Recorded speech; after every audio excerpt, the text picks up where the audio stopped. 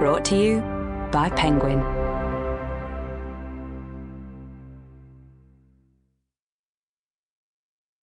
Mythica, a new history of Homer's world through the women written out of it. Written and read by me, Emily Hauser. Muse, tell me about a woman. Homer, Odyssey 1:1, a variation. Introduction. Muse, a new invocation. August 2017, and it's a hot summer's day in Boston, Massachusetts, but the stacks of Harvard's Widener Library are as cold as catacombs.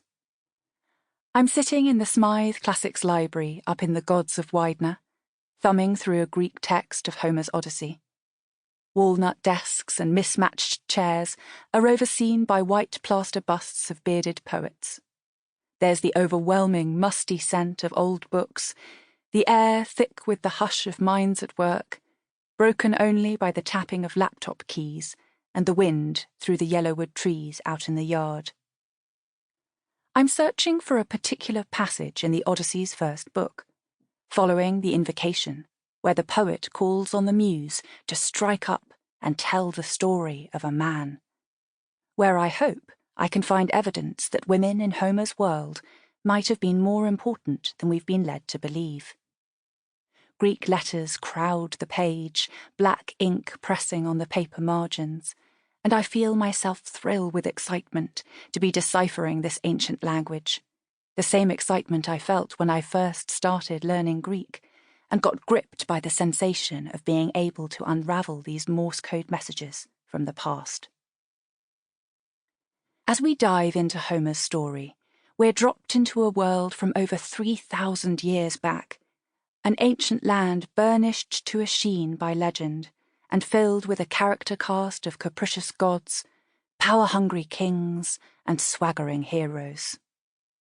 Greek citadels perch like crowns on rocky outcrops, each ruled by an overweening lord who spends his time doling out favours in his throne room or sallying abroad to loot gold and capture women, while wives and daughters crowd faceless in the palace shadows.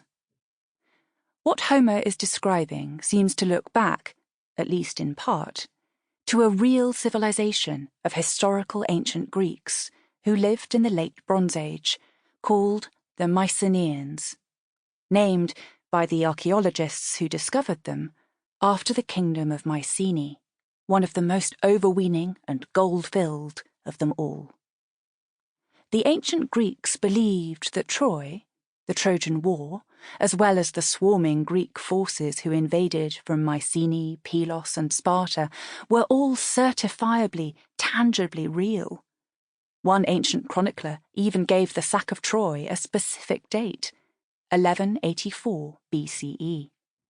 This is, or at least so the ancients imagined, the stamping ground of Odysseus, king of Ithaca, sacker of cities, master of disguise. And it's also the world of Penelope.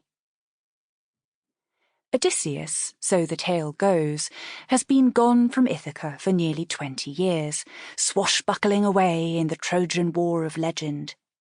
He'd sworn to Menelaus, king of Sparta according to Homer, and brother of Agamemnon, king of Mycenae, to protect Helen, Menelaus's wife, the most beautiful woman in the world, and so, naturally, to the loot-minded men, a prize ripe for the taking.